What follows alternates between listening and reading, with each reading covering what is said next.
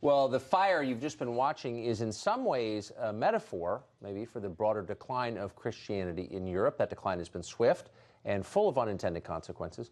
Mark Steyn has been studying this question for more than 30 years, and we're glad to have him with us tonight. Mark, thanks a lot for coming on. There's so many things to say about this, but the one I can't get out of my mind is we haven't built anything like Notre Dame Cathedral in the West in so long. We don't build things that are beautiful anymore, maybe almost by design. Will there ever be anything built like that ever again? I think we've lost the knack.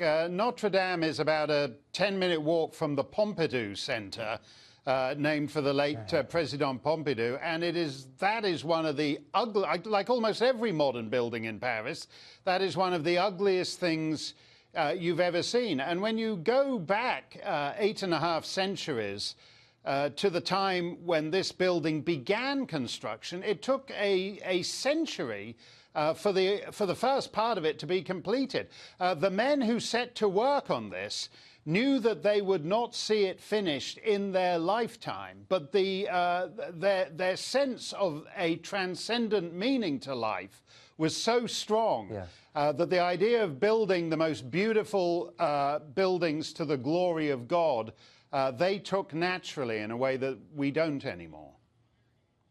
Well, and that, of course, I think is the reason that they built buildings like Notre Dame in the first place, because they were building it not just for their own amusement, but to glorify God. So this is not, and we're not, want to be clear, speculating about the cause of this fire, though, you know, it happened, as Trace Gallagher just noted, at beginning of Holy Week, and it is not the only church that has caught fire in France in the last year, or you've seen quite a few desecrations of churches. Again, not saying this is one of them, but give us a sense of the scale of what's been happening. Well, Christendom is in retreat in Europe, and in France particularly. France has actually quite an aggressive belief in secularism, and according to some polls, the French are, even by the standards of the modern Western world, among the most godless people in that sense.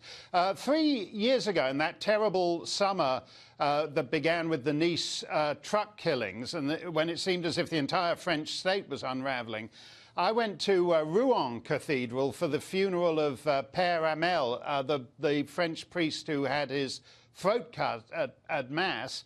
And I then went to the Basilica of Saint-Denis, which is in the north of Paris, where the French kings are buried, and basically is a Christian museum in the heart of what is now a Muslim suburb, in effect.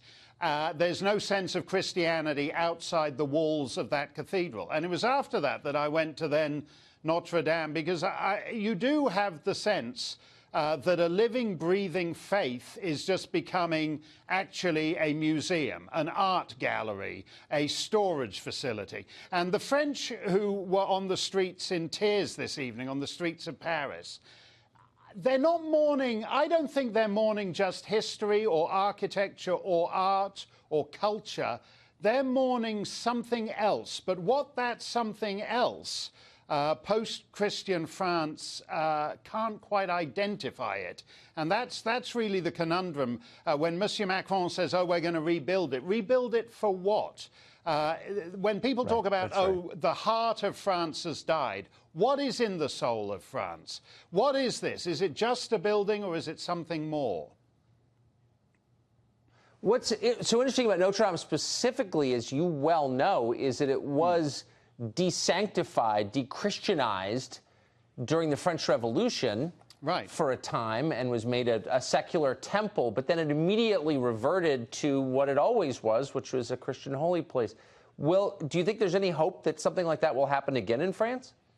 Well, you never know how these things will go. I mean, everyone knows The Hunchback of Notre Dame, the Victor Hugo novel, which actually did quite a lot to restore the importance of Notre Dame in the minds of the French people. But Michel Houellebecq, a controversial novelist, he wrote a novel called Submission, which posits that France elects a Muslim president. And he knows, the central character knows this is going to mean something. And he actually makes a conscious effort to try and recover his lost Catholic faith. And that character goes on a kind of pilgrimage, and he's moved by it as music, and he's moved by it as ritual. But he can't quite make the final step and reconnect with God and the Catholic faith. And that scene in that book is, in a certain sense, the question raised by this fire tonight. Is it a hole in the soul, or is it just a missing building burned to the ground? Hasn't made it a better society, the death of Christianity, I will say. No, I don't think anyone could argue that. No, you have to believe in something. Thank you. Thanks a lot, Tucker. You have to believe in something. That's totally. Good to see you.